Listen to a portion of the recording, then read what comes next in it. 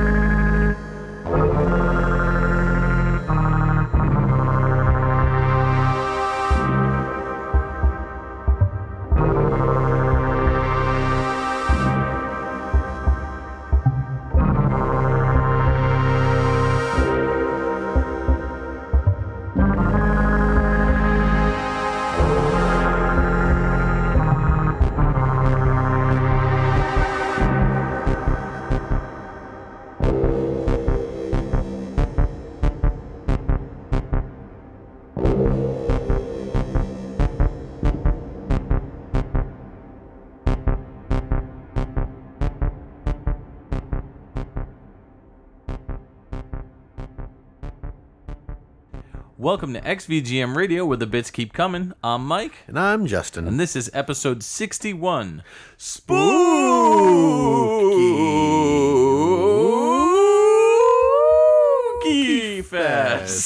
2020. Threw you for a loop there, didn't I? Yeah, a little bit.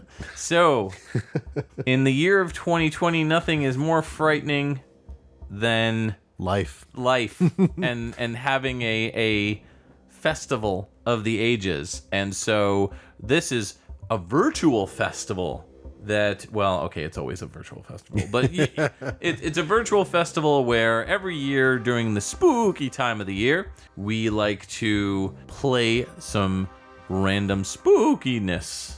Yes. In the VGM variety. Right around the Halloween times. Yeah. The track that we came in on, we're going to get right to it. It was Deadlight, and it's from a game called Oxenfree, which came out in multiple mobile platforms, the Switch, Xbox One, PS4, Windows, Mac, and Linux in 2016 and 2017. The game was composed by Andrew Rohrmann, who is credited as SCNTFC, or scientific. I was going to say, it looks like scientific without the vowels. Right, correct. I found this one kind of trippy and very kind of haunting with those, especially those synths towards the end, where it just kind of fades on that doop doop doop doop. It's like a heartbeat, like a beating heart. Yeah. I found it to be fairly haunting. Like it definitely fits with the spooky theme of SPOOKYFEST. I'm sorry, the what? Of what? Spooky theme. Can't take you anywhere. Nope. No. The crowd, the virtual crowd is booing. They're booing right now. They're going, no, if you're going to do spooky, I'm sorry, if you're going to Their hate fuels me. If you're going to do a spooky fest, you got to make it spooky. Spooky. The spooky There nature you of go. what we're doing here is definitely not in question, as I think we have a really good lineup of everything else. But yeah, this one was, like I said, haunting and kind of just eerie. I can see the trippiness, although my mind was more fixated on just like the eeriness of it. And Yeah. in my mind, eerie and trippy don't go together because, Okay. we won't get into that. But yeah, and then you were talking about the synths at the end. Yeah. It was like very, very buzzy. And I wrote down buzzy bass because it's something that I enjoy in a lot of my music, Sure. whether it's VGM or industrial or whatever I'm listening to. Right. Those like buzzy, the buzzy low notes are really powerful Yeah. for me. The game is pretty interesting. I've not played it, but it looks really cool. It's an adventure game. It's side-scrolling, like two-dimensional. It's a very Western game. Yes. So it takes place on an island called Edwards Island, which is an old like military base. There's 5 teenagers that travel by boat to get there, and they just hang out. They spend the weekend at this abandoned base, and on this island. They start seeing like this kind of strange happenings going on in a nearby cave. Then at that point, it kind of forces them to like start going all over the island and investigating. Yeah. So, I mean, atmosphere-wise, there's a lot of horror elements that take place, a lot of like weird audio distortions, video distortions, a lot of weird glitches and stuff. It's kind of like, it's not exactly like this, but like Eternal Darkness, where stuff will like, but more on the sensory level than on like the jump scare level, I would say. It's more like, like weird VHS filters and stuff like that. Yeah. So there's a lot of puzzles and stuff that you have to do, finding like the right speeds for like audio tapes and stuff like that. It's pretty neat. So I'll have to pick this one up if I find it on the cheap. I think there's a physical version that came out as well. Yeah, I think so. I've seen, I don't remember which Let's Players that I've watched play through it. I haven't watched the entire thing, but it looks really interesting from the opening handful of things that happen. Yeah. No, it looks pretty neat. And definitely a good game to play if you're looking for something not super spooky, but you just want like mild spooky. Yeah. So the composer on this one, Andrew Rohrmann, credited as scientific. They have started with Plants vs. Zombies 2. It's About Time in 2013. They did the Zen Garden music. Yeah. Followed it up with Galaxy the Dimensional in 2015, where they did sound effects. They continued doing music after Oxenfree in 2016 with stuff like Old Man's Journey and their last game that they've done. They've done other stuff too, but their latest game is in this year. It's a game called Next Stop Nowhere, which came out in 2020. And they are the composer and audio director on that one. Nice. Yeah. So, since this is starting off with my pick, I'm going to move in directly into my next thing. So we're going from something super modern to something super retro. This is Dead of the Brain, Shiryo no Sekebi. And this came out for the Sharp X68000, which is the version we're going to be hearing, the FM Towns, the MSX, and the PC-98 in 1992. I think this track is called Track 5. I couldn't find any actual like listings of names of tracks, so it's going to be Track 5, and it is by Ryu Takami and Muse.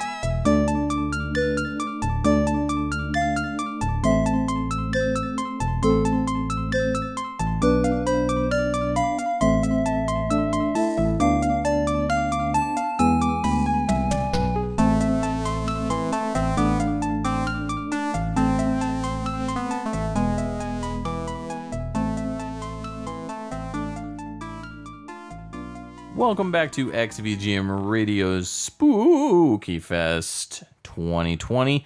That track that we just heard was from Dead of the Brain Shiryo no Sakibi, and that came out in the year of 1992 on the Sharp X68000, the FM Towns, the MSX, and the PC98. That was track 5 by Muse, not the band, just some random person named Muse, and Ryu Takami. Very cool. Yeah. Right off the bat, I got kind of like a Tubular Bells sort of vibe, just with the way that they were doing like those arpeggios. Yeah. I will say the rest of the song did not give me continue giving me those vibes. Yeah.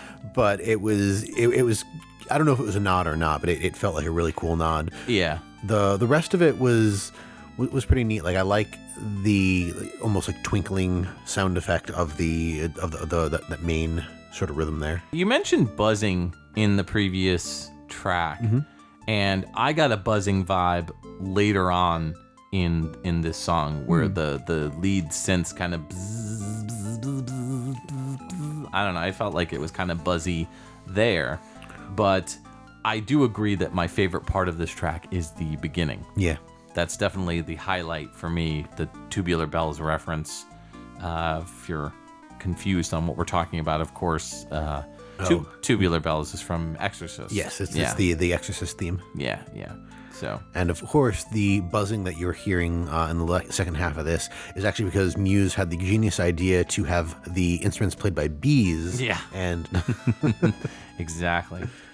I found this one just researching horror tracks, and I'm glad that I came across it because it's really cool. I was digging the music for this, and the game in general looks pretty neat. Definitely something to play during the Halloween season. Dead of the Brain is 2 games. It's also been compacted into a 2-volume set called the Nightmare Collection. I think both of them also came out and were redone on the Super CD, the TurboGrafx. Oh, okay, or rather the PC Engine Super CD. Right.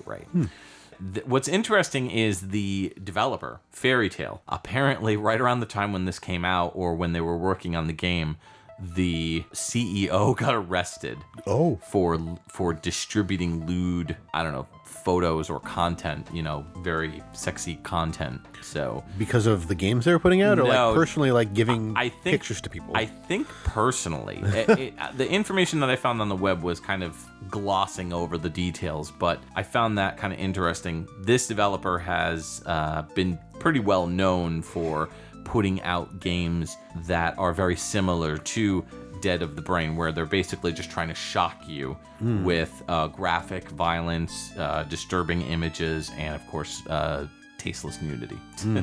I mean, that's kind of the way of the PC98 in a lot of aspects. A lot of the games that were developed for the PC98, the Sharp X68000, all featured a lot of like adult content. And this game is certainly no different. It's a horror adventure game where you're spending most of your time going around as this character named Cole, and you are going through all these various different buildings that are infested with zombies, trying to, get out and trying to survive.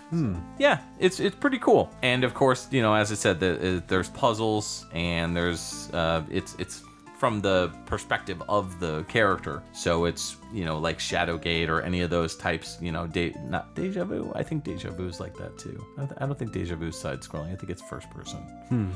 Like those Kemco games that came out in the NES, Uninvited. Oh, yeah. Those types of games where, and that format really works well for horror games and for adventure games. But you're going around with various different interfaces that you can interact with, where you can look, talk, move, get, use, or go. So that type of game. Yeah. Okay. Yeah. But yeah, lots of nudity, so don't play this one around the kiddies.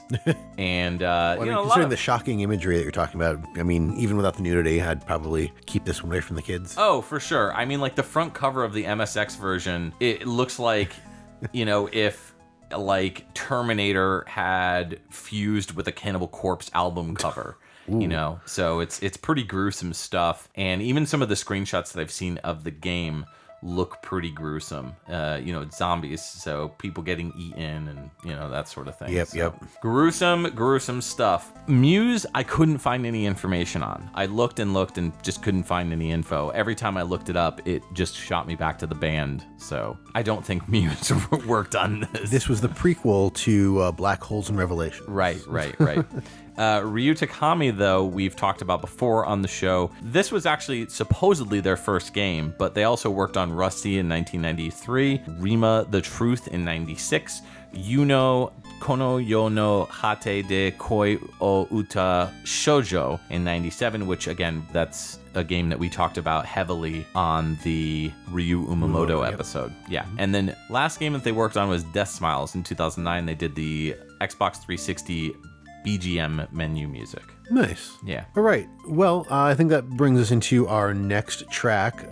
For y'all, I'm going to play from a game called Costume Quest. This came out in the Xbox 360 and the PS3 in 2010, Windows in 2011, and Apple and Linux in 2013. The track is called Winterland Suburban Houses, and it was composed by Peter McConnell.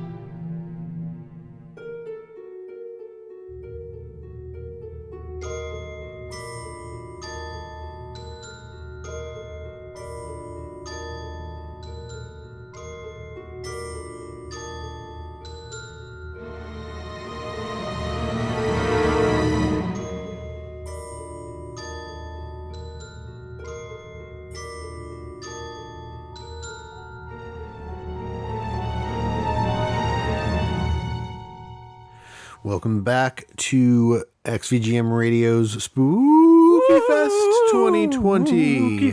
Live, virtually. Virtually live. That's the best way to put it. Virtually live sounds like it's almost live. Yeah, you know, like zombies. Like it is. Exactly. What? So that was Costume Quest, the 2010, 11, and 13 game. Came out on Xbox 360, PS3, and PC and Mac.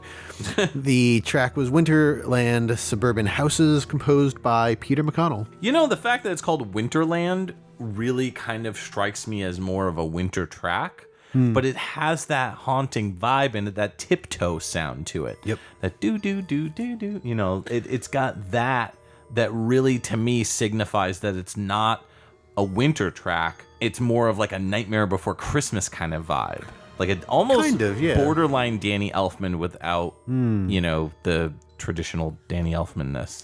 I think the Winterland aspect of the track is the twinkly high notes and whatnot are kind of reminiscent to what you get in some winter stuff. Yeah. But yeah, no, this is definitely more like horror thriller-y, and I mean, the name of it is a reference to an area in the game, like the Winterland Suburban Homes or whatever is just, it's an area. Mm-hmm. You also have to keep in mind this is a kid's game, so it's not going to be all super menacing and dark and evil. It's more friendly and, you know, I mean, I find this track to be, I mean, not like dark and evil or anything, but it definitely, especially for, like you said, a kid's game, this is definitely like a quote-unquote scarier track. Right. It's kind of empty. It gives you this feeling of almost dread. Kind of like a Monster House, you know, that sort of vibe. Yeah, there you go. Yeah. Dark and evil for kids. Yeah, exactly. Yeah. Our live crowd or virtual live crowd seems to be enjoying it quite a bit. Yeah. Moving and grooving. Yeah. This game, have you heard of Costume Quest? I played it. I'm trying to think. I'm not sure if I downloaded the full game. I know I definitely played the demo. Yep. Yeah. I thought it was okay. I'm really not a big fan of Double Fine games. Okay. But I don't know what it is. I don't know if it's the art style. I don't know if it's just the type of game, but just like I cannot get into their games for whatever reason. It's a combination like adventure RPG game, and you play as kids out in Halloween. So like the battles, when you get into fights, you turn into whatever your costume you're wearing. So like there's one kid who your first costume is like a robot, so you turn into like a big mecha robot. There's one kid who is going around as the Statue of Liberty, and they turn into a giant Statue of Liberty. Yeah, it's really neat. Yeah, it's a cool concept, and I got to say, this is probably this and Brutal Legend are the two Double Fine games that I actually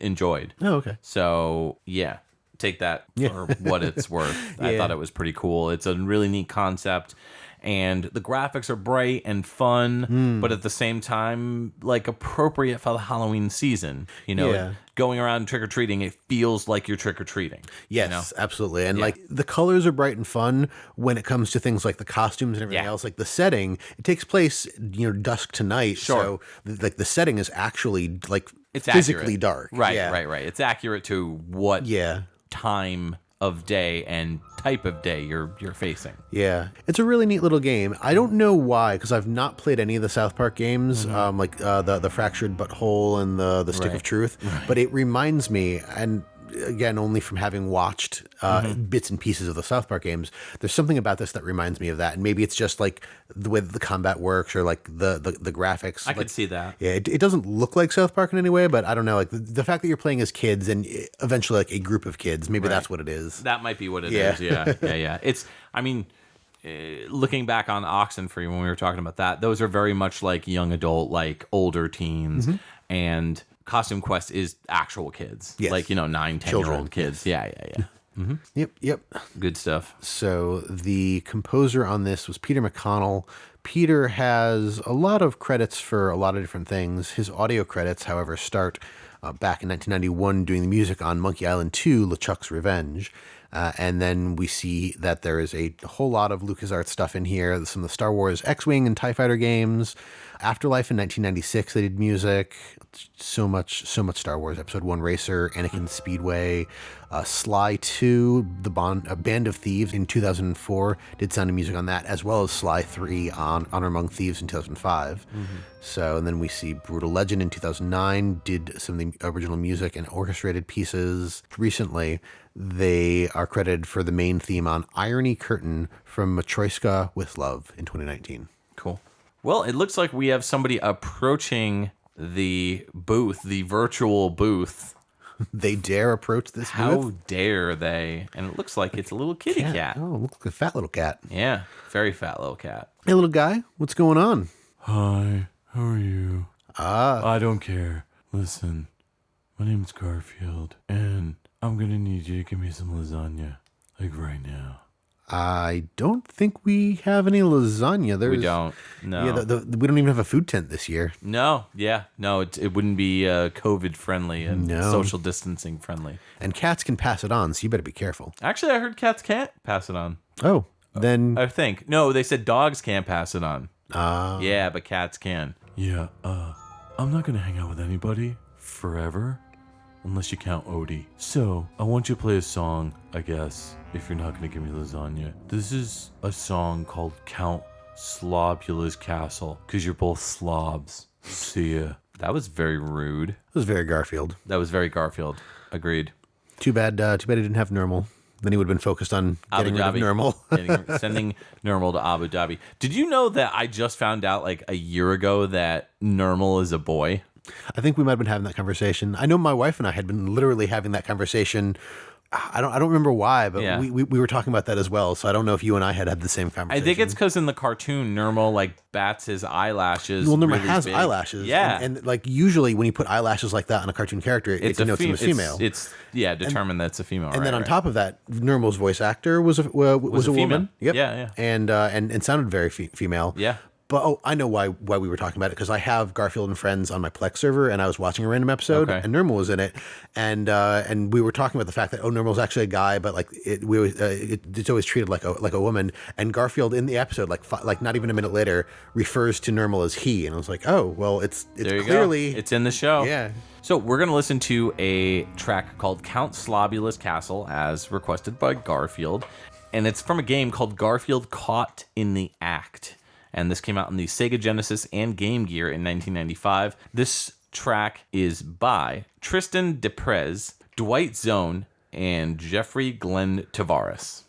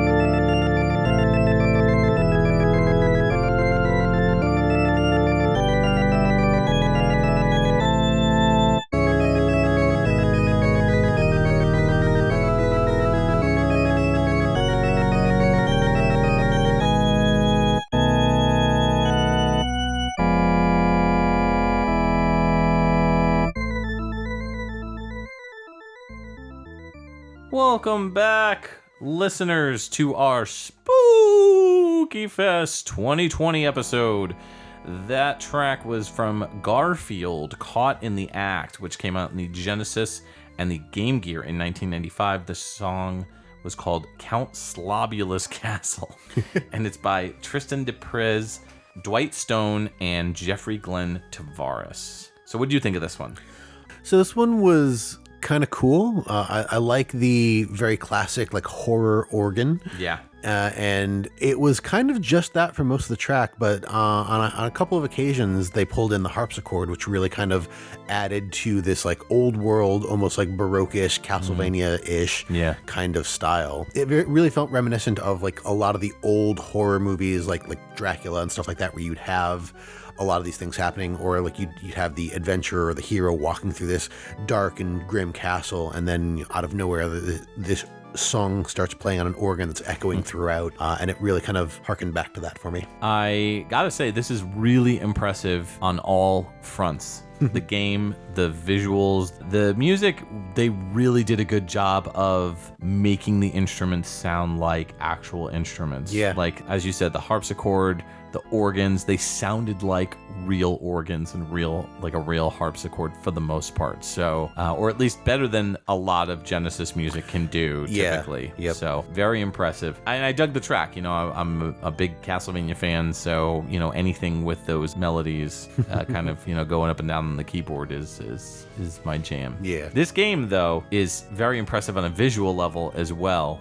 It is a side-scrolling action game, like a platformer where you're playing as Garfield and you are trying to escape the clutches of Glitch, who is basically in the TV, glitching out the TV. So you're going through each level kind of through a different program or a different show, if you will. Yeah. And the first level is Count Slobula's castle, and you're It's the first level. Yeah, and nice. you're going through a graveyard and everything. So it's really cool. The animation on Garfield is incredible. I mean, just completely blown away at how smooth and how realistic looking in terms of the cartoon that Garfield looks like. He looks like he's ripped right out of the pages of the cartoon or even the cartoon show. Yeah. So really, really impressive stuff as far as when you're looking at him. He's very well animated, and he's got a specific look for everything that happens. Kind of reminded me a little bit of Earthworm Jim in that sense, where you duck down with him and his face kind of scrunches up, and Yeah, they actually put care and thought into the animation. Right. Like all the animation looks exactly like something that Garfield would do. So it's not just a cheap cash in. The game looks really cool. I'm gonna have to pick it up. And if the rest of the music is as good as this, then I'm sold. Agreed. Yeah. And actually, this is probably the best time to go over one of our sponsors. So as usual during Spooky Fest, rather than doing commercials, we have some sponsors. So Yes. there are 3 sponsors this year. The first one being Zombie Lasagna. Taste the brains and cheese in every bite. Also comes in a vegan option. Oh, of course. Got to have a vegan option. Gotta have that vegan lasagna. Yeah. I mean, if you were planning on buying your zombie lasagna without brains, you would think that you would go for the option that didn't have the word vegan on it. Right. So it's really nobody's fault if they bought lasagna that didn't say vegan, but was, cheese lasagna. Right. At least in my opinion. But good stuff through and through. Agreed. So the composers on this one, starting with Tristan Deprez, started off with NFL Video Pro Football in 1993. Did a lot of sports stuff and worked with Sega quite a bit on stuff like Eternal Champions Challenge from the Dark Side in 1995 as the music director, and that was shortly after Garfield Caught in the Act. Also worked on Scud, the Disposable Assassin in 1997, doing additional sound, and continued working on a lot of football and basketball type stuff. NBA Shootout 2000, NFL Game Day 2001, lots of this stuff. Continued working with the Twisted Metal series, actually, starting with Twisted Metal Black in 2001 and later Twisted Metal Head On in 2005. And aside from the random, games that they've been working on here and there, a lot of ATV off-road games, as well as their latest game, which was 2007's God of War 2, where they did sound design. Okay. Yep. Nice. Dwight Stone only did a couple games: Street Hockey 95 in 1994, Jam It in 94, Disney's Bonkers in 94, this game Garfield, and Lose Your Marbles in 97. So nice and quick for that. Glenn Tavares started off with NFL Greatest, San Francisco versus Dallas 1978 in 1993. It sounds more like a video movie or something, like one of those sports documentary type things. Followed up with Kawasaki Caribbean Challenge in 93, Star Wars Arcade in 94. They were classified as a musician. They kind of continued working very similar with the first composer on various different games, and their latest game was in 2003, where they're credited for additional audio on Vex. Oh, okay. So now that we've gone over our sponsor and we've gone through that, we can get into our next track. What did you pick for us? All right, so this is going to be the track Living Failures. No, this is not in reference to us. house. Oh, nice. Good job, Justin. This is from the game Bloodborne, which came out on the PS4 in 2015 and was composed by Ryan Amon, Tsukasa Saito, Yuka Kitamura, Nobuyushi Suzuki, Chris Velasco, and Michael Wandmacher.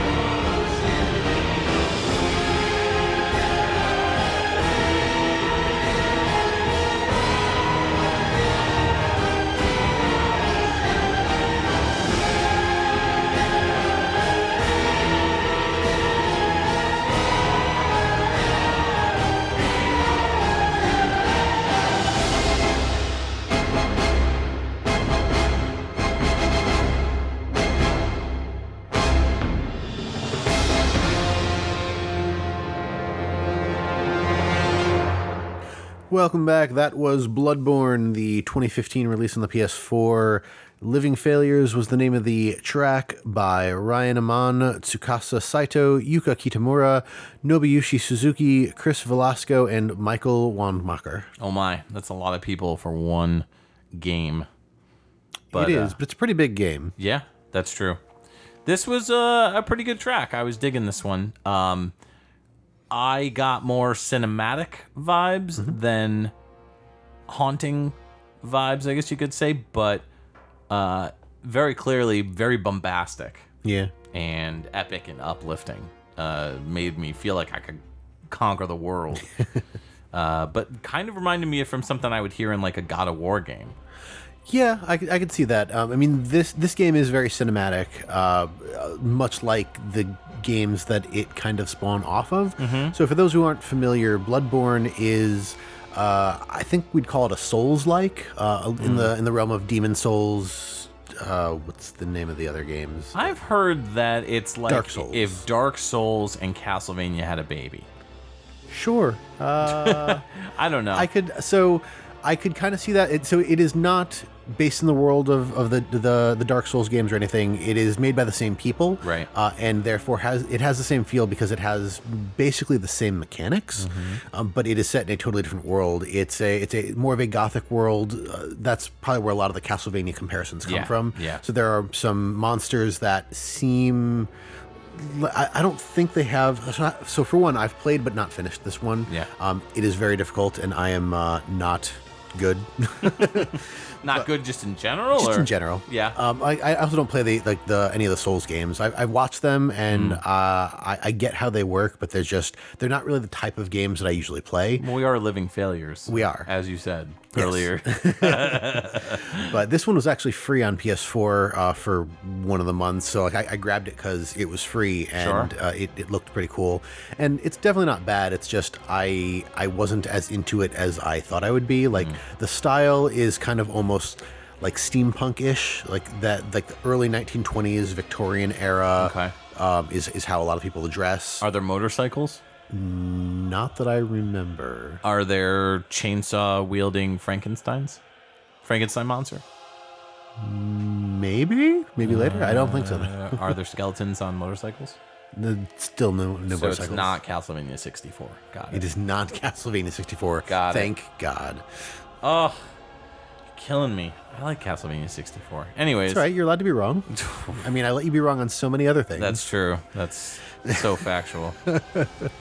But yeah, it's definitely a neat game. Like I like the system. I like the weapons. I like the look and feel of the game. I just am not that good at actually doing the things, so I do much better to watch somebody else play and beat it. But yeah, so where was I going with that? I don't even know anymore. Story? Story.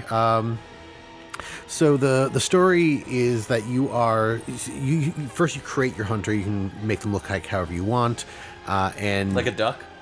Can I make him look like a duck? no, you can make them look like a person. Okay. I think you can do male, female. Can I make him look like a duck person? No. Can I make him look like Count Duckula? That'd be awesome. That'd be super cool. He's got to drink ketchup to Yes. survive. Yes. But yeah, you customize the look and style of your character. Your choices of clothing are like black clothes, and also black clothes. And Leather assless chaps. maybe I don't remember. Well, no, because my reference is the game CD. This is the only thing I know about Bloodborne, for the record. The game, if you get it on PS4 or whatever, the disc, if you put the disc in the slot, it looks like, because the character from the game is on the disc, and they look like they're turning and looking back at the camera, but because of the way that the disc looks, it looks like they're not wearing pants. It's weird. Like when you put the disc in the little slot in the case itself, it makes it look like they're not wearing pants.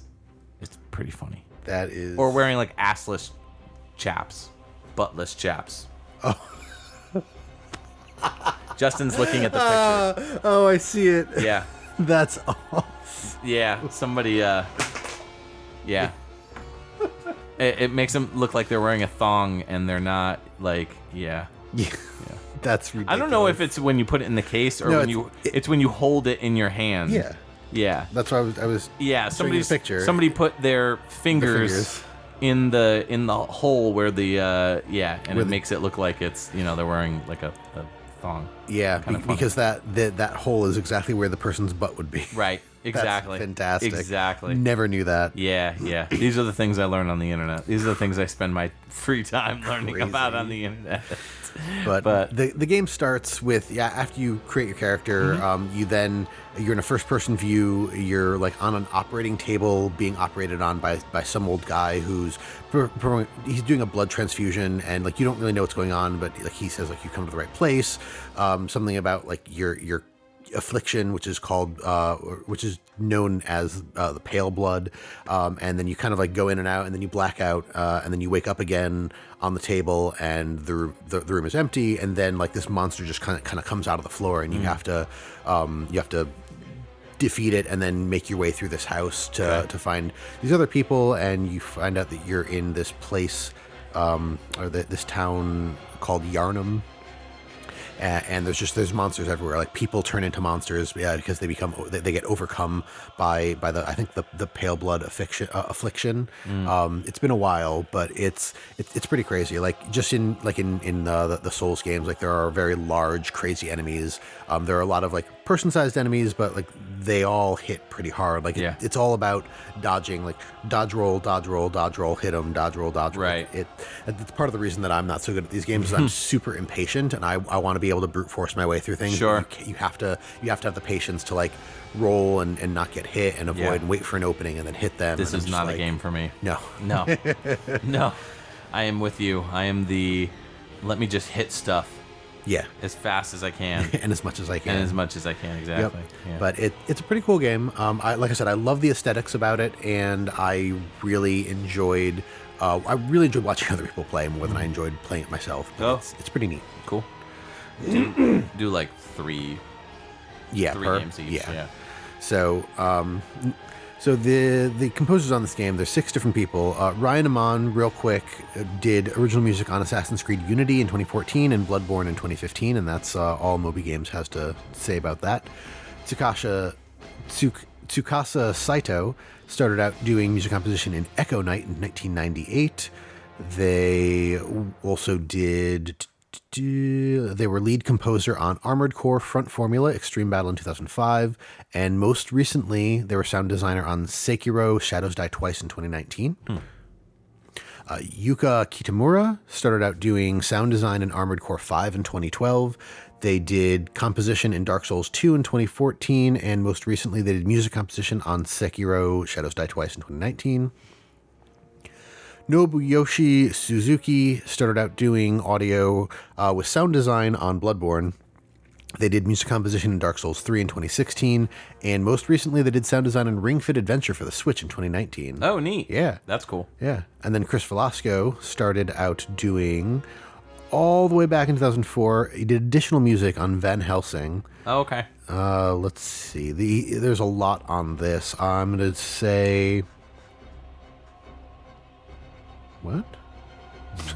I don't know. He did the original musical score for Darksiders in 2010, and most recently he is credited for music direction for a 2020 game called Carrion. Okay. And finally, we have Michael Wandmacher, who started out doing scary music in I Was an Atomic Mutant in 2003. Then we have music composition in Madagascar, Escape to Africa in 2008, and finally, most recently, Bloodborne in 2015 music composition. Oh, okay. Let's move into another modern game. This is The End Is Nigh. This came out on Linux, Mac, and Windows and Switch in 2017 and PS4 in 2019. This track is called Catastrovania, Retro Dante Symphony, and in parentheses, it's Liszt 1857. The composers were Ridiculon, and I quote this directly from the game, and a bunch of dead dudes, which the composer on this specific original composition, Franz Liszt, Matthias Bossi, and John Evans.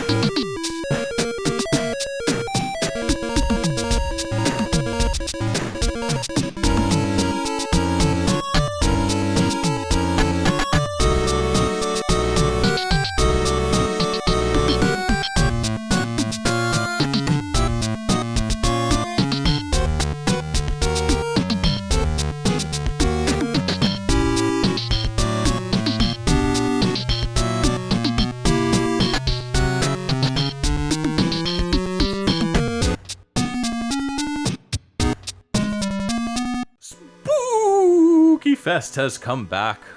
That track was from The End Is Nigh, and that was out on the Linux, Mac, and Windows operating systems in 2017, along with the Switch, and it also came out on the PS4 in 2019. That track was called Catastrovania Retro Dante Symphony Liszt 1857, and it's by Ridiculon and a bunch of dead dudes, also known as Franz Liszt, who is the original composer, Matthias Bossi and John Evans.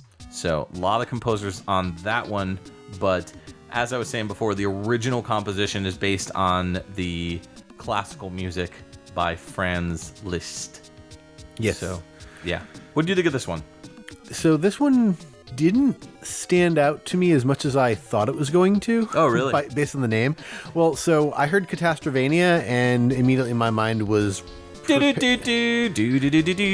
mean, obviously, yes, but like I wasn't expecting to hear the actual Castlevania music. Sure. I was expecting to hear something that sounded or reminded me like the Castlevania music, and this didn't really remind me of Castlevania. I don't know what it reminded me of. No, I mean, nothing really in particular, but it's just that kind of threw me for a loop because I was expecting like maybe a little bit more chiptune-y. I mean, there was some chip stuff in this, but I don't know. It wasn't what I was expecting, and I don't think that it was bad, but it was just like you call your level or your track Castlevania, and I'm hoping that there's more Castlevania influence in the level or in the game. Okay. I don't necessarily agree that it's not Castlevania. I mean, I would say that sound-wise, it is based very clearly on this original Franz Liszt song, the symphony song from Dante Symphony 1857. But I feel like the instrumentation might be throwing you off based on this because it wasn't quite chiptune, but it also wasn't quite electronic. But I love the dance vibe to it because it did have the spooky vibe to it. You know, with the dun. It felt like you were walking around a castle. That's what it felt like to me. It didn't necessarily feel exactly like Castlevania music because Castlevania music is so specific. I mean, you know it when you hear it. Yeah. But I agree that this didn't sound like anything from a specific Castlevania game, but I don't think it was necessarily intended to. Just because they named it Catastrovania, it's or Catastrovania. It's more, I think, to do with the fact that you're going around in this game and you are collecting cartridges as like collectibles. So let me tell you a little bit about the game. It's an adventure game, like an action adventure platformer, and you're playing as a character named Ash. And Ash is one of the survivors of the end of the world. And so you're going around as Ash, going through this world of pain and suffering, basically. Jumping around these platforms. It's very Super Meat Boy-ish, and there's a reason for that, because the developers, the same developers for Super Meat Boy. Nice. So, yeah, that's why if you look at the level layout and the design and everything, it looks just like Super Meat Boy. So I saw this and was like, I need to check this game out. I haven't played it yet. I've seen footage of it, and it looks really cool. Literally, the point of the game is to make a friend out of pieces of people that you find. Oh, to create a friend. Yeah, you have to basically Frankenstein a friend together. You're also collecting, as the game puts it on the description, video game cartridges and tumors, if that does anything for you. Ooh. Yeah, so good stuff. Lots of levels. 600 levels, over 12 chapters, over 20 different collectible and fully playable mini game cartridges, and each one has little achievements in them too. So really cool stuff. And there's hundreds of collectible little squishy tumors as well. Anyways, yeah, this game, it looks really cool, and the reason why I chose this track is more specifically because it's based on the entire game is kind of morbid, apocalyptic, end of the world, and you're literally Frankensteining a friend together. But this track in particular sounded very kind of creepy castle, like haunting kind of sound. Yeah. And Catastrovania is one of the cartridges, I believe, that you can pick up. Got it. So that's why... That makes more sense. Yeah, that's why it makes more sense for you. So, Ridiculon, I couldn't find any info on, but Franz Liszt, I believe I'm pronouncing that terribly, but they're a Hungarian composer. They were born in 1811 and died in 1886. And he is a pianist, conductor, music teacher, and arranger and organist of the Romantic era. You know, he's not a Baroque composer. He is from the Romantic period. But you're not familiar with Franz Liszt? No. And what's weird is I've listened to lots of classical music: Mozart, Beethoven, Bach. Bach is my favorite. Liszt was one of the most popular Romantic composers. Like, there's a song by a group called Phoenix called Listomania, and Listomania is an actual thing. Like he was so popular that just like what do they call the people going crazy over the Beatles? Beatlemania. Oh yeah. Yes.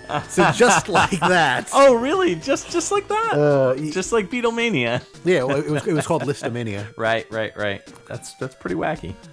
I guess he really inspired a lot of people during their Romanticist era. Yeah, of orchestral music. Yeah, late 1800s, I think. Yeah. I mean, Beethoven was in that era as well. I mean, it was a long era. It went from 1800 until 1910, so pretty far. The Baroque era was from the about 1600 to 1750. Oh, so, was it? Yeah. Oh, okay. Then I'm thinking of the wrong era. But still, regardless, it's classical music that I think was pretty good. Yeah. Matthias Bossi is also credited, and they started off with Binding of Isaac in 2011. Also did the Rebirth version in 2014. They did a game called Fingered in 2015. Blade Strangers in 2018, and Crystal Crisis in 2019. They did a track called Genesis, part of the publisher Nicholas, who is not very well liked these days in terms of a lot of not so nice things that the owner did. A lot of like racial stuff. Not cool. Yeah. Not familiar, but that's not cool. Not cool. John Evans, same, pretty much almost near identical track listing. The only difference I saw was Google Spotlight Stories in 2013 played upright bass on that. So that is, I think, all of the modern stuff that I've picked.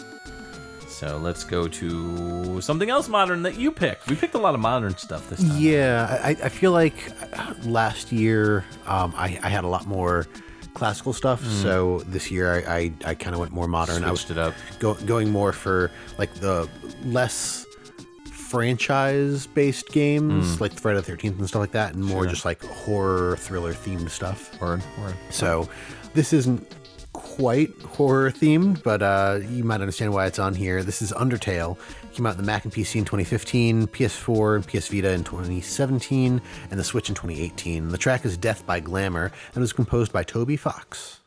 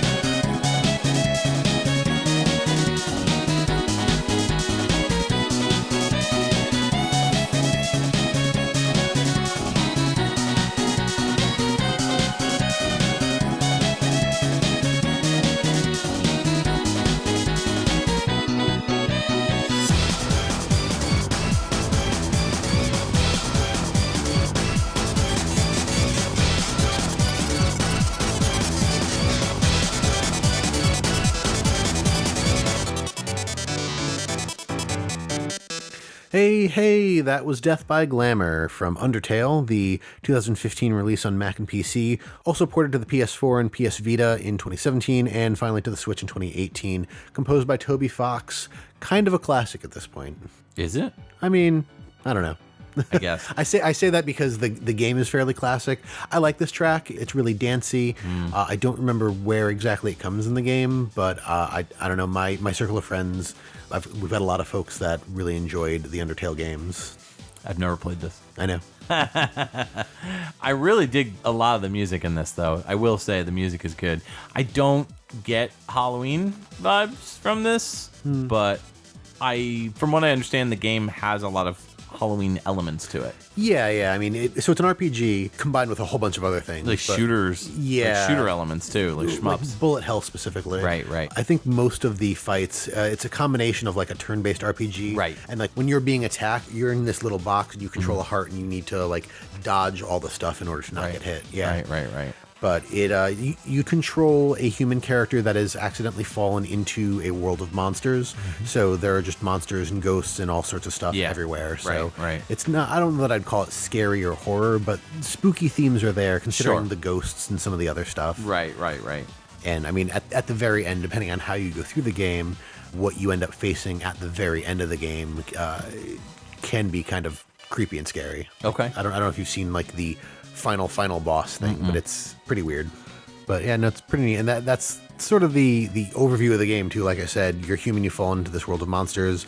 Humans and monsters used to live in the world side by side as equals, and then a war broke out and monsters were banished to what's called the underground. And now as you're going through this, like humans are very hated in the underground. There's only like one or two monsters. The first one that finds you, Toriel, that's her name.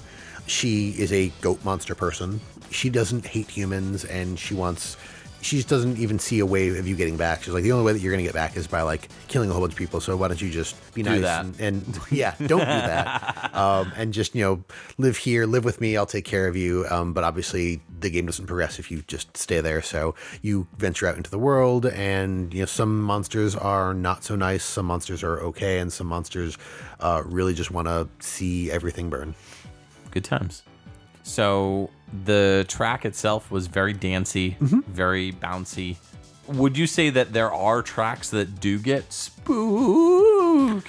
I think so. Some of the like fight tracks, particularly against some of the harder bosses, can be a bit crazy.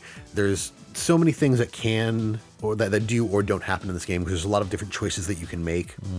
So one of the characters that is a friend throughout the entire thing, if you make a certain choice towards the end, you have to fight them, and they are extremely powerful.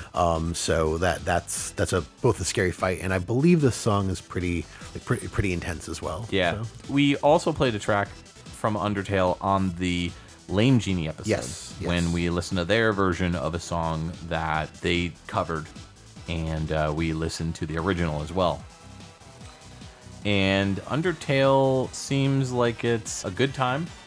I don't know when or if I will ever play it. I'm sure maybe one of these days I can sit down and play it, but yeah.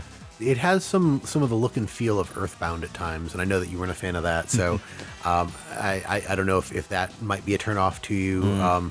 The main character is technically a kid, so that also might not... Woof. Yeah, I know. I'm trying to think of like what's in this that Mike might like. There's robots. There's robots and there's good music. There is. That might be enough. Both. Yeah. So yeah, Toby Fox. Yeah, Toby Fox. Yep. So aside from this game, he has also done music in a game called Hive Swap Act 1 in 2017. There's only a few things on here, so I'll just go through them real quick. Wander Song in 2018 is credited for Undertale 2015. Super Smash Bros. Ultimate credited for DLC music arrangement. Right. Yeah, because there was some DLC that was added from Undertale. Yep. Pokemon Sword in 2019, he's credited for sound. Little Town Hero in 2019 is as a composer. And then finally, Escaped Chasm in 2019 did the music. Word. Let's move into my next pick. This is a song from a game called Gargoyle's Quest 2. This came out on the NES in 1992, Capcom game, and the composer on this one is Yuki Iwai. The track is called The Ghoul Realm.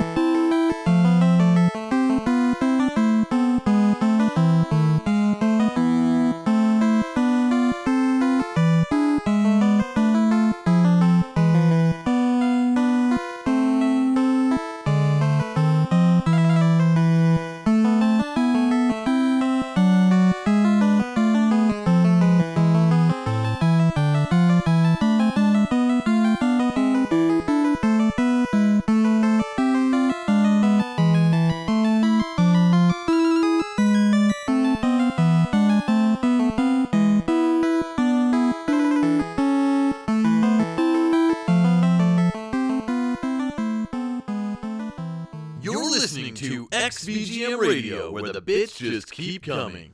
Welcome back. That was Gargoyle's Quest 2 on the NES. This came out in 1992. And this track was called The Ghoul Realm. Ooh, by Yuki Iwai.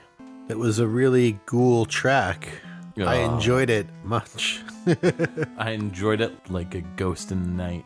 I'm going to be talking about this with all my ghoul friends. Oh, boy. All right, but seriously, this one was really cool. I know I was making the ghoul joke, but like that's what I was originally going to say. Is this was really cool. Yeah. So I like, for one, it starts out feeling almost like something out of Final Fantasy 1 to me. It doesn't stay in that realm for very long. Like it changes and it gets more kind of. We use the word Baroque a lot, and I don't know if it's actually the right word to use, but it gets like a different feel to it. Hey, if it ain't Baroque, don't fix it. Bam. Boom. But yeah, I like where this one went.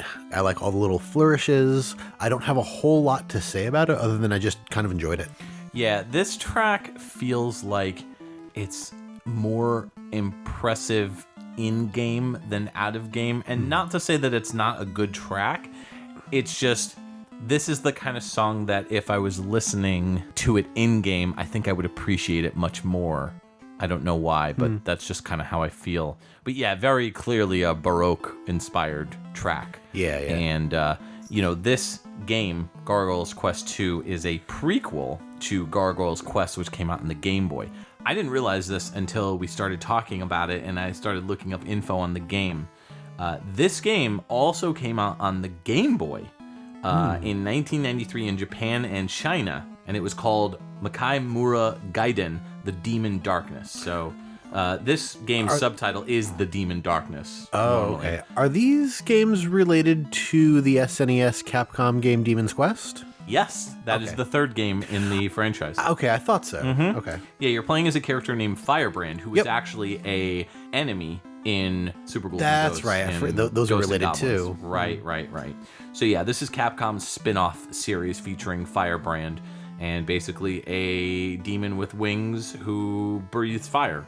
It's like a medieval Mega Man. Yeah, kind of. Except you can glide with your wings, and you can hang on, like cling to walls. Yeah. And jump up on platforms and like cling to walls and stuff. So it's pretty cool. I own this one. I haven't played much of it. And I own the first one as well, but I don't own Demon's Crest. Really? Yeah, it's kind of pricey, and I just never had any nostalgia for it, and I just never ended up picking it up. And I've been meaning to pick it up for like a long time, but I think like last year, around this time of the year, I believe, they released it on the Switch. Okay. On the online like Super NES, virtual console type stuff. Yeah. So I just played it on that. Like I played a little bit of it, and it's really good. Yeah. Like it's definitely a really good game. That's the game that I know out of these. I know Demon's Crest. Okay. More than these. I just looking at the box art, I was like, this, and it's made by Capcom. So I was like, oh, I wonder if it's related. Yeah. And yeah, I completely forgot about the Ghouls and Ghosts connection. So yes.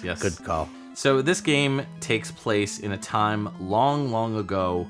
Long before humans existed. And so it takes place in a place called the Ghoul Realm. And you're playing as Firebrand, who's from a town called Etruria. And he's just going about his day one day when all of a sudden there's this thing called the Black Light that appeared and completely destroyed everything he knows in his world. So you're kind of on this quest to figure out what happened and to meet with the king and destroy enemies that get in your way. Gameplay wise, it's a lot of fun. If I recall, you have to go into towns. I don't remember if that's the first game or the second game. I can't remember. I believe this game also includes towns though, where you have to go through the town, kind of like Zelda 2 in a way. It's good times. I mean, it's classic Capcom stuff. Yeah. So, speaking of Firebrand, I figured we would address one of our other sponsors. This is Red Arimer's Hotspot. Dinner, dining, and dancing, all with a glorious view of the fires of hell. Oh, that sounds wonderful. Yeah. It's really got a nice scene of lakes of fire and people burning and turning into ash. It's really good for this time of year because as it's getting colder out, you want to do a bonfire, Right. you want to do something like that, and Yeah. I mean this is a lot more like you don't have to worry about making a fire, like it's all right there. Oh yeah, and I mean Everything's like already on fire. you get your dinner, you get your dancing, and then you die. It's good times. Book your reservation. It is filling up fast. It is definitely, especially during this Halloween season. So Yuki Iwai is the composer on this one. Started off with this game as his first game. Wily and Right No Rockboard, That's Paradise in 1993. That is the Mega Man board game, the NES board game. Street Fighter II Turbo in 1993 did sound design or music design on. Mega Man X, Final Fight 2. I mean, the list goes on and on and on. Street Fighter 3, Street Fighter Alpha 3. Final game that they worked on was R-Type Tactics 2 Operation Bitter Chocolate in 2009. Yeah. So it looks like we have one of our patrons flagging us down virtually, and it looks like he's holding up a sign. What does that say? It's Cam. I think it looks like it's a request. I see Cave Theme and Willow. Oh, the Willow game on the NES. Oh, yeah. Okay, so he probably wants to... I think that's Harumi Fujita. So it sounds like he wants to hear that. Yeah, let's unmute him, see what he has to say. Yeah. Hey, Cam, what's up? Hey, Mike and Justin. So this is, I think, is a quintessential spooky tune. It starts with those echoed staccato notes and that creepy triangle with the pitch bending, which gives it that theremin feel, and those big crashes. They really establish that spooky tone immediately. And then that sad, bendy melody comes in, which makes it extra ghostly. I played this game way back in my early RPG days when I was really into that type of RPG. It's really I think, a very underrated action RPG, and it has a underrated soundtrack by one of the Capcom greats. Willow is also one of my favorite movies. It's just a great fantasy story. Really fun. I've always enjoyed it. And the game actually follows the story of the movie pretty well compared to certain other games of the time. A lot of games at that time really had to cram a lot of other weird stuff in it that sort of made it feel like something other than the source material. And this game kind of does the same thing because it was from that time before narrative games really became the epic monstrosities we kind of know them as today. But it's definitely a game of its time. I really recommend playing it. It still holds up. It's really fun. Actually, I think I sold my copy of it to you, Mike, a couple of years ago. You did. So, dude, you have to play this game. Anyway, thanks, guys, for playing the track, and I hope you enjoyed it. And I hope you have a good Halloween and you have fun, even though nobody will be having any fun at all. So do the best you can and eat some candy, drink some pumpkin beer, and enjoy Spooky Fest. Thanks, Cam. You too. Yeah, you too, man. So, let's listen to Cam's request. This is Willow on the NES. This came out in 1989. This track is called Cave Theme, and it's by Harumi Fujita.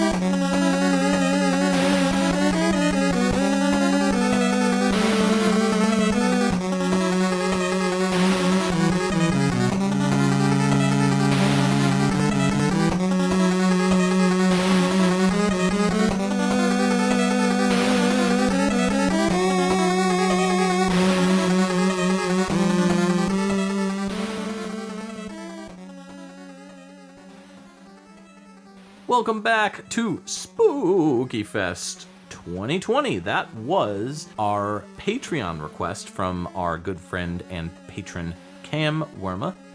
That track was called Cave Theme, and it was from the game Willow on the NES that came out in 1989, and it's by Harumi Fujita. Yeah. So I have to confess, I am not familiar with either the game or the movie. Oh, really? Okay. Yeah, it's one of the handful of fantasy movies that I've actually never gotten around to. Okay. And I really should, because I've not heard a bad thing about it. I just never fallen into my lap. It's worth a watch. Yeah, and when I was a kid, I remember seeing the game and just never picking up, never trying it because I knew it was based off a movie and I hadn't seen the movie, so I was like, I'm not going to bother with this. But taking a look at things before we came back, it looks really cool. And I mean, this track was actually really, really good. This track builds a certain environment, both when you're listening to it and when you're seeing it in action. This, of course, takes place in the cave when you're going through any cave pretty much in the game. And there's a certain solitary confinement sort of aspect to going through these caves. The music is clearly using the classic Capcom Mega Man 2 era sound font that they were using back then, like the late 80s, like 1988. I feel like that entire era of Capcom music kind of had this like really odd, haunting sound to it. A lot of the compositions didn't have very like flowing melodies in the sense that all the melodies kind of moved in like syncopation. They felt much more like jittery and much more like stilted.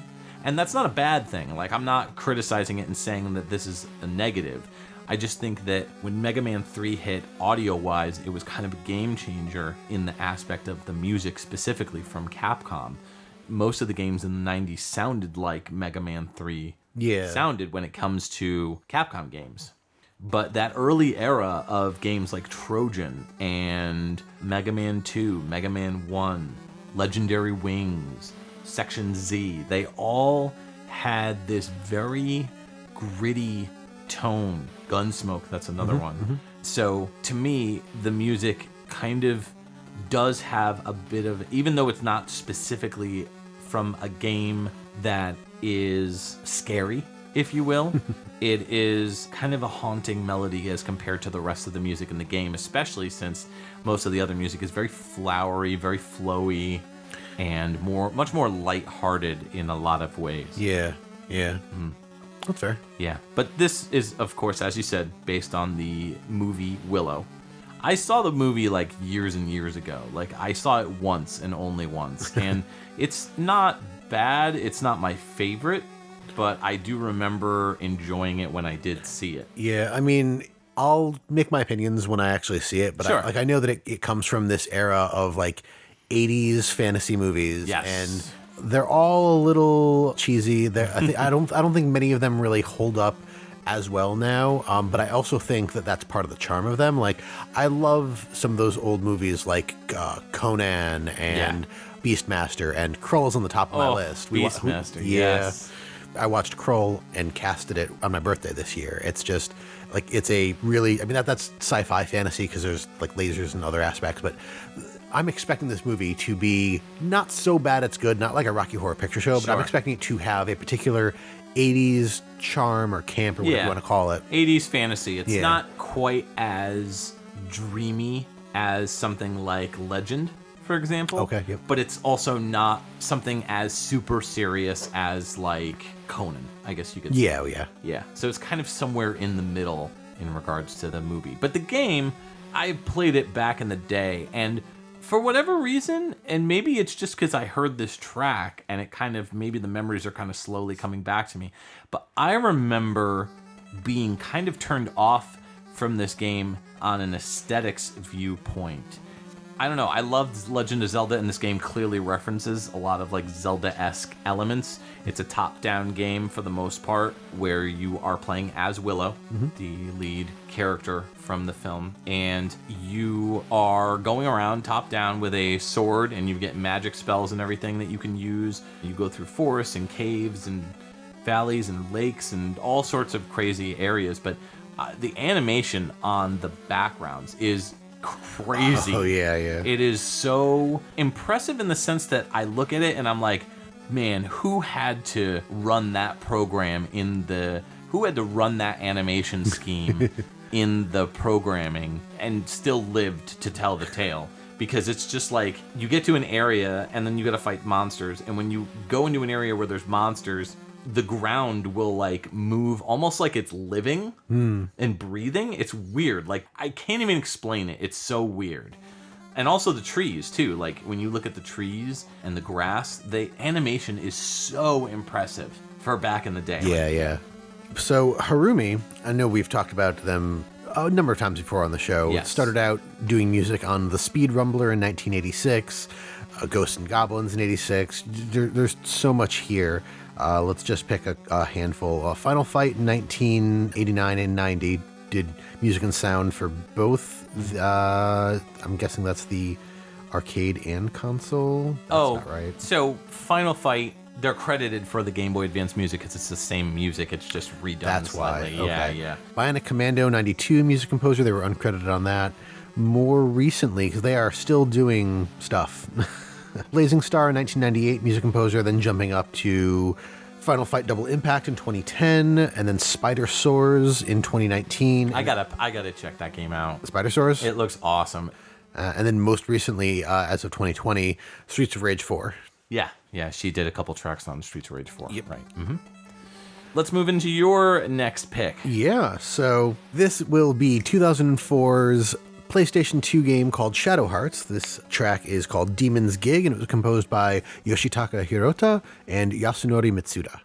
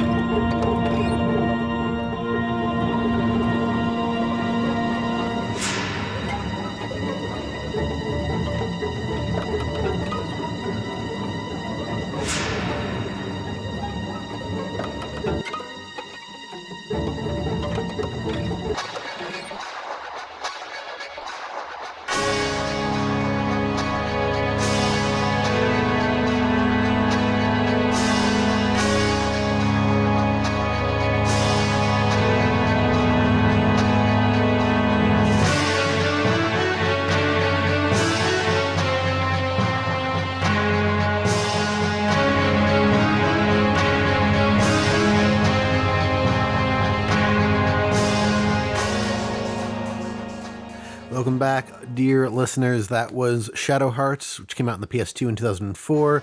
The track was Demon's Gig, and it was composed by Yoshitaka Hirota and Yasunori Mitsuda. Good times. Always. Very, very clearly a Yasunori Matsuda track. I really got the vibes from it that it not necessarily reminded me of Chrono Trigger, but it had a hauntingness to it. Oh, yeah. Yeah. And a tone to it that makes it sound like you need to rush. Yeah, it sounds like it almost harkens back to the Hurry track from Final Fantasy VII. Okay. Just like it's a track that plays, and when it plays, like you get the sense that you need to Speed it hurry up. Yeah, like Yeah. get going. Mm-hmm. Yeah, very bombastic too. There are parts of this that remind me of the music from the Soul Calibur series. Yeah, I could see that. Yeah. Shadow Hearts is a franchise that I've wanted to check out for a while, and what makes me feel even worse about that is I have all 3 games sitting on my shelf, Really? unplayed. Yeah. I laugh, but like I've been wanting to find an excuse to start these games. I've heard they're incredible, and I've watched other people's reviews on them, and they look really fun. I think they take place during like World War II or something like that, don't they? World War One. World War One. Yes. This game takes place in like the 1913, 1914 era. But you said you had all 3 games. That means you're missing one. Wait, what? So I assume you have Shadow Hearts Covenant, and Shadow Hearts from the New World? Yes. You're missing Kaudelka. Kudelka. Yep. Oh, okay. So Kudelka is like a prequel? Yeah. Oh, okay. Okay. Then yes. I mean, you could actually say that Shadow Hearts is a sequel. Oh. Because Kaudelka came, that was a PS1 game, came out. Interesting. I did not realize that. That's kind of cool. Yep. They take place in the same world. There are characters. I'm not so sure if Shadow Hearts continues any particular story elements from Kaudelka, but it does take place in the same universe, and it assumes the bad ending from Kaudelka. Oh, wow. That's nuts. You don't normally see that every day. That's pretty neat. That kind of reminds me of Drakengard or Drakengard and the Nier series. Yeah. I was going to say, I feel like there's something else that we talked about in the last, 6 months that followed after a bad ending or something, but you don't see that ever. No. Because usually when you're continuing a series, you're continuing off of the good ending. Right. Because that's when people live. Or like an alternate timeline where there's no good or bad. It's just kind of is. Yeah, right, exactly. Right. And speaking of alternate timelines, so as we said, this takes place kind of in the World War I era, 1913, 1914. Obviously, alternate universe Earth, because there are all sorts of supernatural things that happen. Right. It does run parallel to Earth history of that time period. So it's fairly interesting. I've not played this. I have a friend who's pretty big into Kaudelka. I'm not sure if she ever continued into Shadow Hearts, but I do remember she introduced me to Kaudelka in the first place. But this game specifically, so they mingle historical events as well as supernatural elements, including divine beings, as well as cosmic horror. Yeah. So there's definitely a horror element to the Shadow Hearts games. This one takes place across China and Europe, so this is focused mostly in that section of the world. Okay. And specifically, you'll see Shanghai, you'll see London, and a couple other places that you I think those are the two big, easy to pick off, Shanghai and London, real places. But the protagonist is a character named Alice. I'm unsure if she is from the Kaudelka game or if she's new to this, but I was gonna say, because I know that the second game you play as a character named Karen, Karin. Yeah. I don't know if Karen. Again, like I said, haven't played these games. Yeah. But they do look really interesting. They're JRPGs. And I don't know that my life has time for them at this point anymore, which is very unfortunate. I feel you on that one. That's part of the reason why I haven't started it. Yeah, fair enough. Yeah.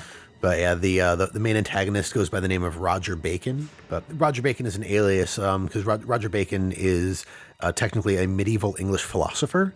So I was very clearly taking the name from history and applying it to himself to hide his true identity. Sure. As he goes around murdering people. Of course. So moving on to these composers here, Yoshitaka Hirota started out doing music with Live Alive or Live Alive or Live Alive. Oh, yeah. They worked on sound effects on that game. Taking a look here for compositions, we have Dive Alert, Becky's version in 1999. Oh, Becky's version of Dive Alert. Yep. They did music composition Bomberman 64, The Second Attack in 99, Sonic Shuffle in 2000. Moving on up to Glory of Heracles in 2008, and most recently, it looks like they're part of the Earthbound Papas now. Oh, cool. I see a bunch of Earthbound Papas credits here, specifically for Fairy Fancer F in 2014, Mega Dimension Neptunia 7 in 2016. Right. Going back to music composition in Eglia, Legend of the Red Cap in 2017, and most recently they arranged music for Saga, Scarlet Grace in 2018. And then Yasunori Mitsuda here. We just talked about him on episode 58. Yeah, I was going to say, plenty that we've talked about. Yeah. So just picking 2 random games out of here that have nothing to do with anything. We will say Mario Party 2 in 1999. That was a pretty popular game. And Terra Battle in 2014. We're going to stay in the PlayStation 2 era with a game called Obscure 2: The Aftermath. This came out on PS2 and Windows in 2007. It came out on the Wii in 2008 and PSP in 2009. This track is called Infested People. Ooh, and it's by Olivier Derivière.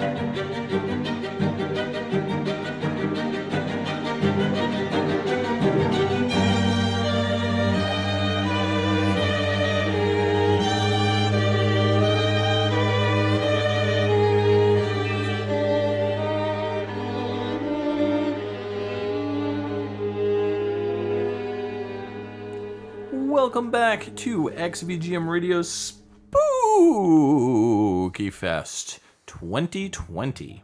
That track that we just heard was from Obscure to The Aftermath. This came out on the PlayStation 2 and Windows in 2007, the Wii in 2008, and the PSP in 2009. The track Infested People was composed by Olivier Derivière. So this is the sequel to the first game, Obscure. I've never heard of it. Yeah, it's pretty obscure.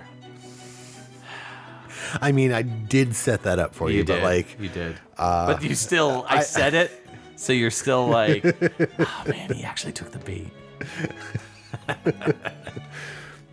So what do you think of this track, first off? So this was really beautiful. Okay. I was trying to think of the Hauntingly, word there. Hauntingly beautiful? Yeah. I think this track is, if she hasn't done it already, this is like a perfect track for Lindsay Sterling. I mean, it's violins. What else really is there? True. I mean, They put a dance beat to it. yeah. Yeah. Yeah, I could hear that. Yeah, but I mean, if there was anything else in here, I didn't hear it.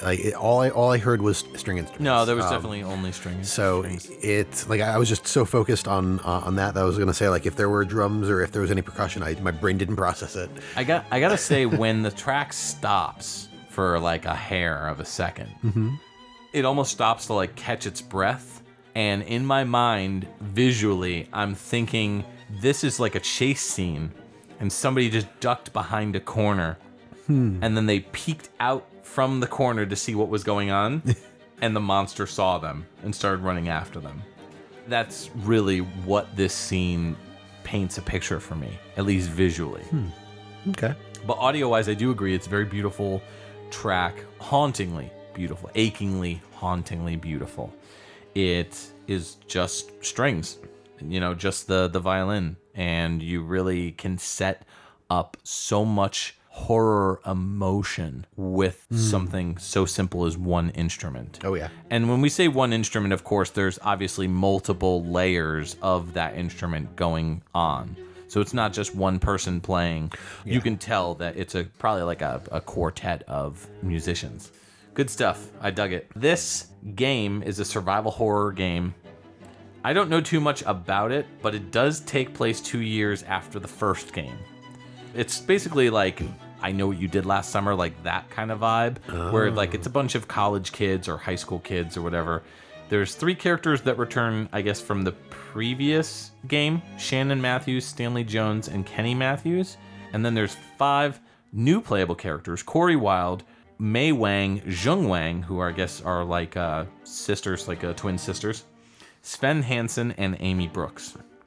But there's a lot of focus on the characters' development in the sense that they really tried to showcase who these characters were in the game. They tried to make them feel realistic in a movie sense, where you would get a little bit of information about them, just like in a horror movie. Yeah. Where like you find out that that's the brainy one, that's the nerdy one, that's the hot one, that's the, you know, like that sort of environment or atmosphere. So they really tried to focus on that kind of style as far as the game. It takes place after a situation called the Leafmore incident, which has been covered up. And now I guess the 2 characters, Shannon and Kenny, are now enrolled in Fall Creek University.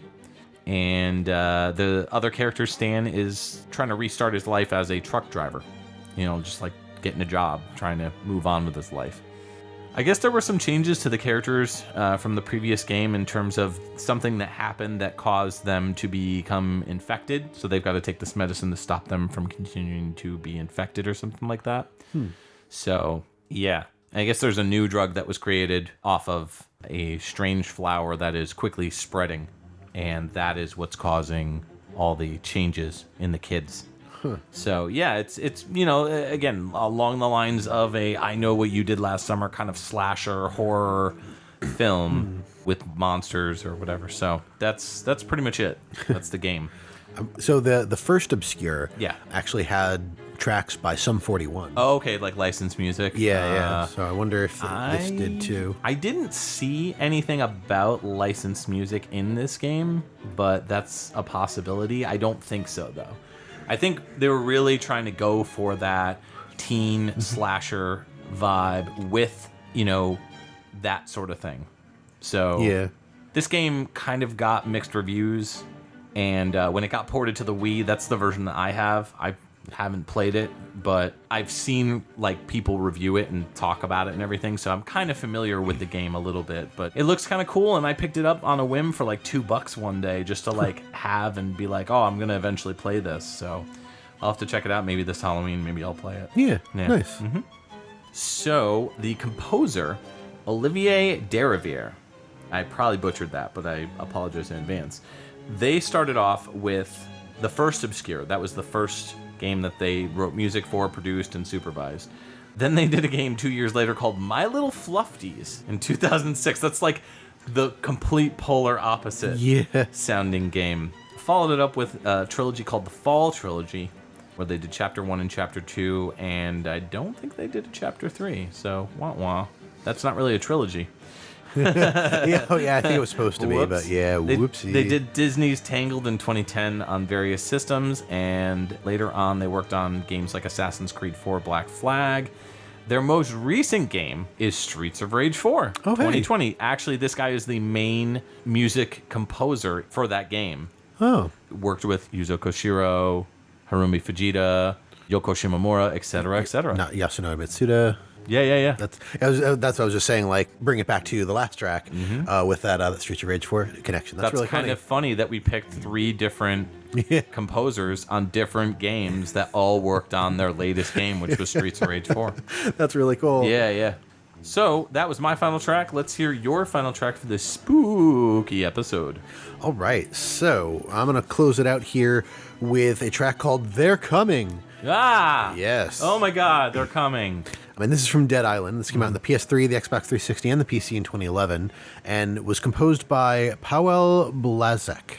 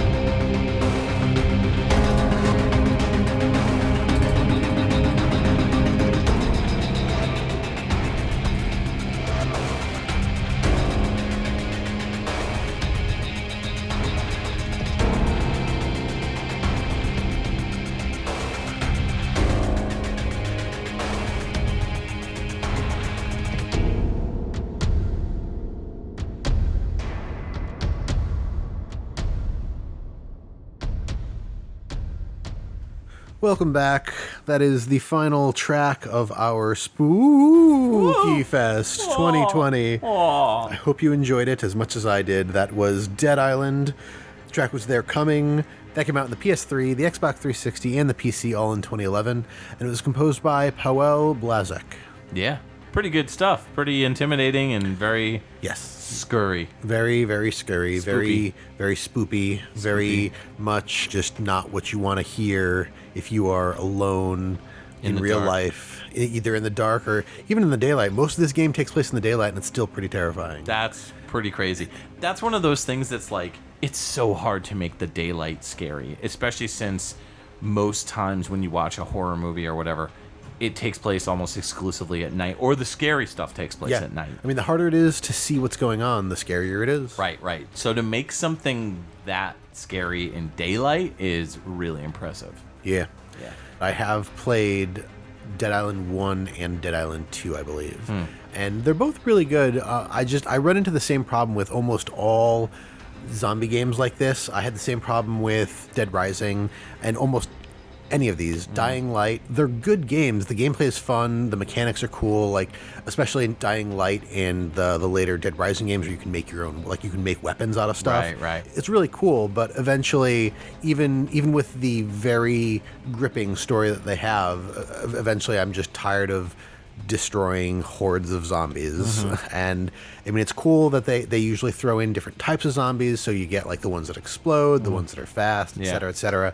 And I'm sorry, it's nothing against people who like those games, nothing against those games. It's just eventually my brain hits a wall and says, we're just like we're done here. You've seen all you need to see. I'll read the ending online because I'm so done. Wiping out hordes of zombies. That's interesting. Did you play Left 4 Dead? Yes. And you felt the same way about Left 4 Dead? Yep. Really? Interesting. Okay. All right. Well, to each their own. I can understand that. I mean, they're fun. Like, that's the thing. Like, I always get these games and I play them for quite a while, and they're really fun in the beginning, and they tend to stay fun. And like, I appreciate how they try to bring fresh things to it. Yeah. It's just ultimately what it boils down to is I'm destroying hordes of zombies with either electricity or fire or a sword or a bat, whatever it is. My brain realizes it's just doing the same thing over and over, and it's like, nope, time to switch. I don't know. So let me ask you then, on other games where you're also destroying like hordes of enemies or whatever, do you feel the same way, like Dynasty Warriors, like that sort of stuff? So that is a very good comparison, and oddly enough, so I don't play most of the Dynasty type games. The only ones that I've really ever gotten into were Dynasty Warriors Gundam. And in there, I think that definitely gets mindless. Once you level up to the point where you have access to all combo buttons and everything, you're really just doing the same thing over and over. Yeah. And the interesting thing with those games is more like playing the other characters, unlocking more stuff, getting more stuff. But funny enough, I tend to just pick. So, like, for Dynasty Warriors Gundam 3, I'll either play as Death Scythe Hell, or I'll play as the Burning Gundam, both of which have, I think it's like, weak hit, hard hit, or whatever, and it usually triggers, like, a spinning attack that you can go and, like, you can pull things in. But there, I don't know what it is. I think it's more just, like, the Gundams themselves and, like, hearing the characters, and, like, after a while, it's more about, like, whatever I'm hearing, whatever's going on. So it could just be, maybe just overkill regarding like zombies or infested characters, like that sort of thing. That may be just kind of a turnoff for you. Maybe. Interesting. But yeah, this game sounds kind of cool. I would probably check it out. I just haven't. Yeah, so. It is. I mean, it is a lot of fun. Despite me saying that I eventually check out, like it is really fun. Like there's a lot of different weapons, a lot of different things that you can put together. The vehicles. It takes place on an island. You're secluded. It's sort of standard fare for random zombie happenings. Everybody goes to bed after a party, and then you wake up the next day, and there's a couple people that are infected. Chaos, right. Yeah, and then it just spreads throughout this island. There are a handful of people that are not infected, and you're all trying to like figure out what happened and how to get out. Overall, one of the zombie games that I've had the most fun with. Yes. Yeah. So before we get into the composer, speaking of resort vacations, this reminds me of our last sponsor, which is Benoy Vacation Resorts. Benoy is a lush tropical resort destination located off the east coast of Papua New Guinea, just north of Australia. Stay at Royal Palms Resort, a luxurious 5-star hotel resort and vacation in style. Pay no mind to the maximum security prison just off our coast. It is privately owned and totally secure. That sounds like a wonderful place to go and definitely not get eaten by zombies. Absolutely. I would love to go there and have a raging party and then just pass out in the floor of my hotel room and wake up the next day and continue partying. So Paweł Blazak, he is a Polish composer, I believe, so if I'm butchering that last name, I am very sorry. He started out doing music in Mission Humanity in 1999 and has done a number of really interesting games. So I pointed out the fact that he was Polish only because he did compose for the game The Witcher in 2007, which is based off of a Polish book series. Okay. And then in future Witcher games, he's just credited for the original Witcher theme. So I guess they got other composers down the line. But Call of Juarez in 2006, he did music and sound. I see Call of Juarez Bound in Blood, so it looks like he was attached to that series for a while. Doesn't look like he did Dead Island 2, but he did do Dead Island Riptide in 2013. And then most recently, he is composer on The Beast Inside from 2019. Oh, boy. Yes. This is a fun little festival, fun little virtual festival that we put on.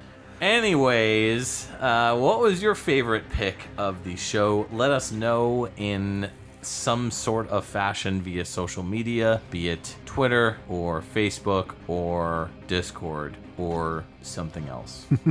What about you, Justin? What was your favorite pick of this spooky episode? I think my favorite spooky pick is actually going to be your Gargoyles Quest 2 track. Oh, okay. I really enjoyed that one. I enjoyed hearing that old Capcom sound from the late 80s on the NES. It really took me back, considering most of our tracks this evening were more modern. Yeah. So that was really cool. I would say I'd probably follow it up with the Bloodborne track, Living Failures. Cool. I gotta go with The End Is Nigh, I think. Yeah, that Catastrovania track. I really like that beat that really stuck in my head. That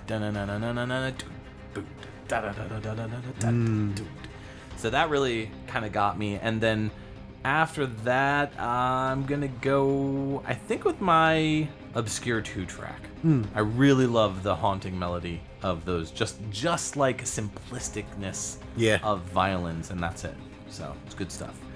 It's a good thing I didn't add any saxophone in there. Yeah. Too much sax and violins.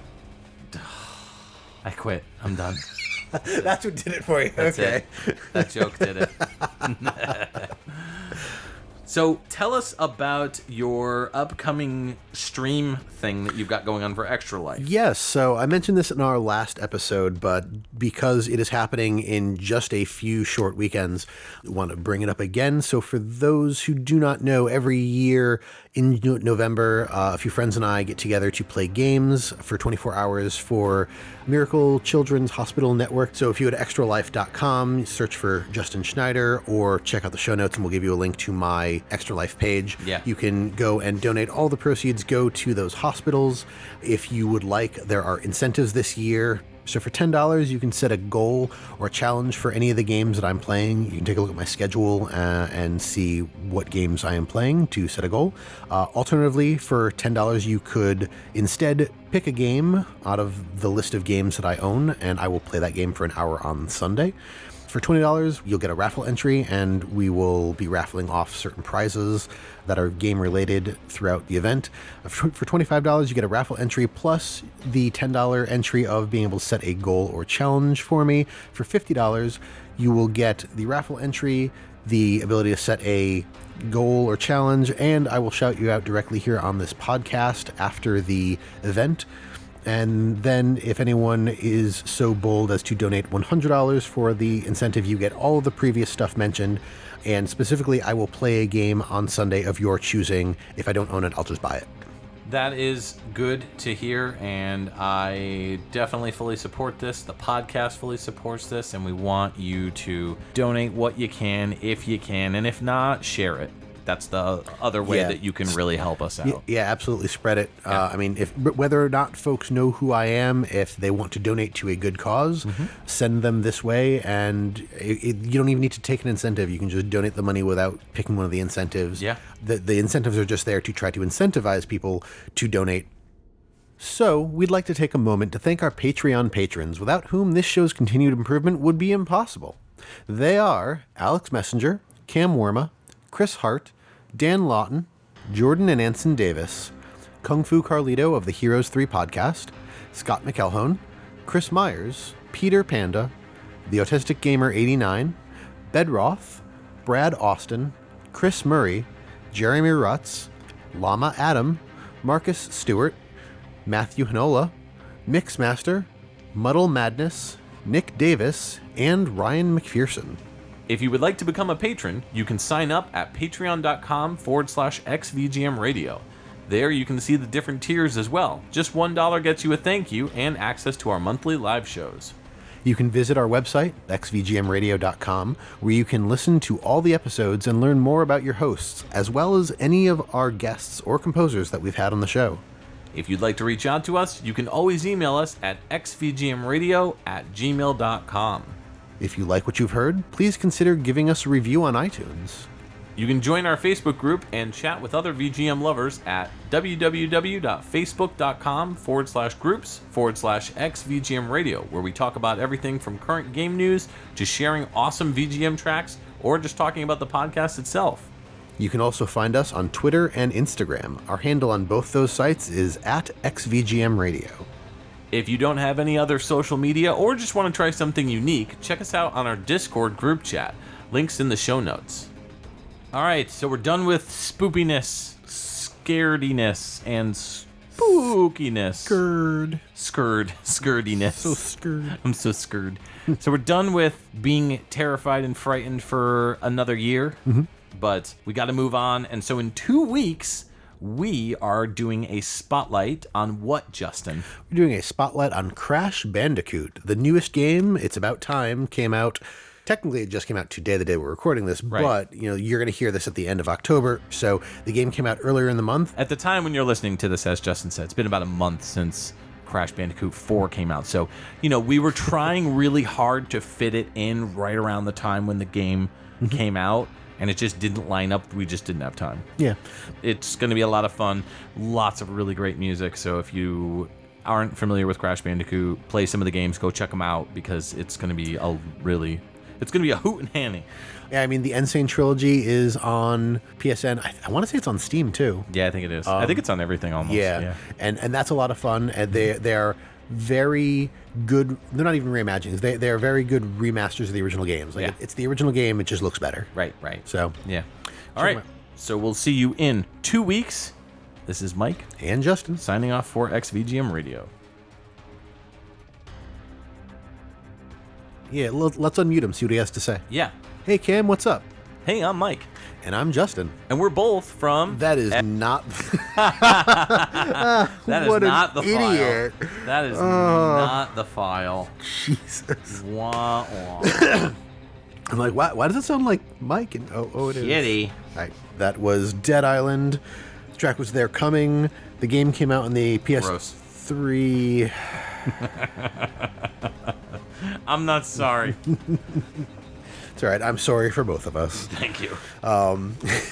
This is going to be a burp that was just stuck in my chest. And that was composed by... No, Justin. right now. Oof, I can smell that. Oh. I'm so sorry. Oh, we have to keep this in the episode now. It'll be an outtake. Oh, that's rough. Jesus. Get a fan, open a window. There's no windows down here. In the XVGM basement.